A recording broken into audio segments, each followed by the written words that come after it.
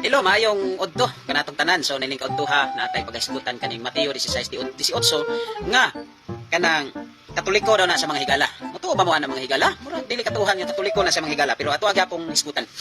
Unang-una, ang Mateo 16:18 gisulti na mismo ni Jesus kang Pedro.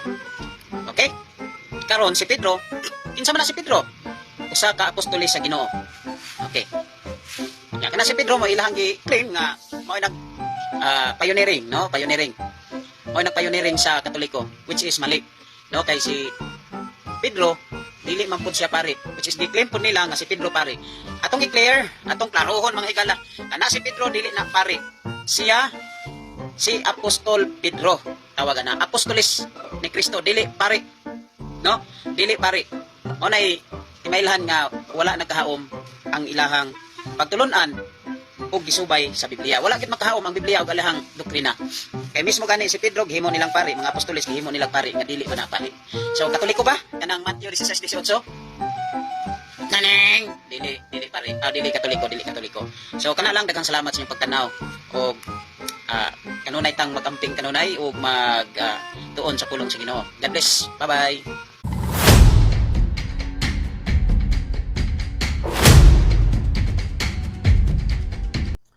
Atong tagaan og reaksyon kini nga ato ang higalang pastoy nga naghatag og bitong komento mahitungod daw kuno sa claim sa simbahan Katoliko sa St. Matthew chapter 16 verse 18. Kaingon pa niya dili daw kuno tinuod ang St. Matthew chapter 16 verse 18 nga refer na sa gitawag og simbahang Katoliko.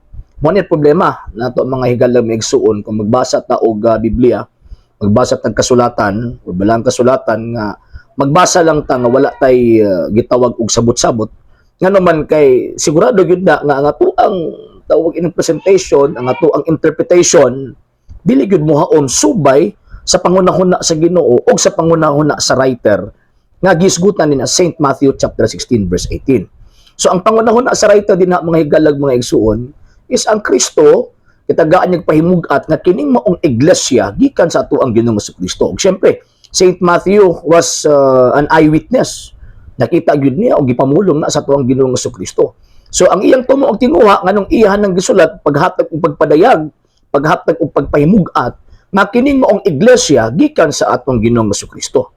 Nya ikaduha, wa siya kabantay nga mismo sa St. Matthew chapter 16 verse 18 naghatag og dako nga pahimugat nga kanang maong iglesyang gitukod ni Kristo Katoliko gyud. Ngano man kanang paingon ni Kristo bitaw nga bisag ang ganghaan sa impyerno dili gayud makabuntog niini.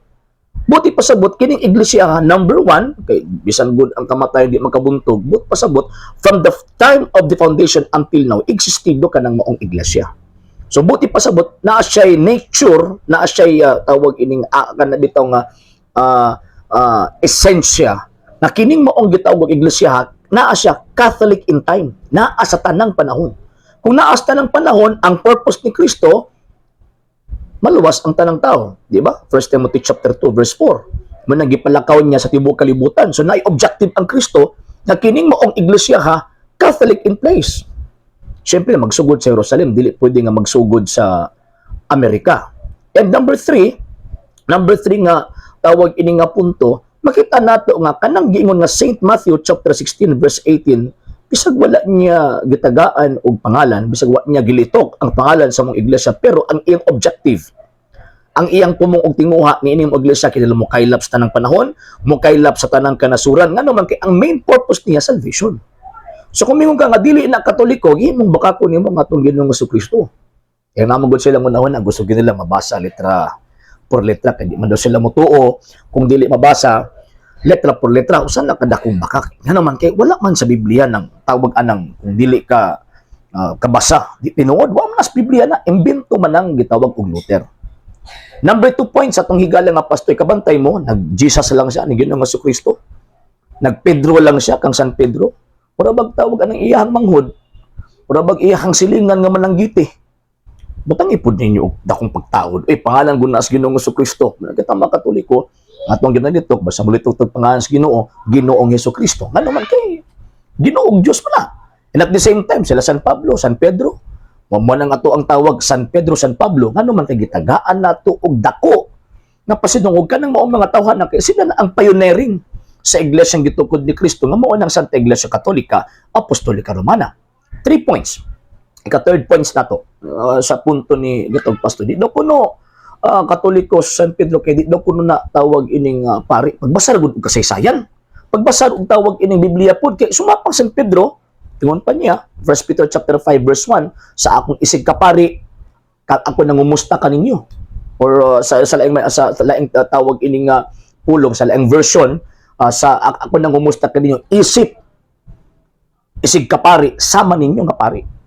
So, makita nato nga, kung natuang tanaw ng balang kasulatan, sabtong ginatog tawag ining sakto, si San Pedro pari. And at the same time, di mamakang po sa San Juan, giingon sa San Juan na gitukod kita isip mga gingharian sa mga pari. Pero never ta makabasa kasi San Pedro gitawag sa pastor. Never ta makabasa nga tawag ining ang mga apostol gitawag og mga pastors. No. Pero ang ilang nature, pastor sa hinungdan nga sila man ang magbantay sa karnero sa Dios. Kay ang tinuod nga pastor pari. Pero ang ilang designation, ang ilahag yung tawag ining titulo, pari yun kay si Kristo man ang pangulong pari ug apostol sa pagtuo. So mo na nga kung naay pundok wala gani pari, puro lang gani na pastoy niya, kanang pastoya dili na gitawag og pari, bugos ng moong pundok man ang ayaw mo, dito pailad. Ilaron lang ta ani mo mga tawhana, kung magpailad ta sigurado atong gitugutan ang atong kalag madangdang sa impierno.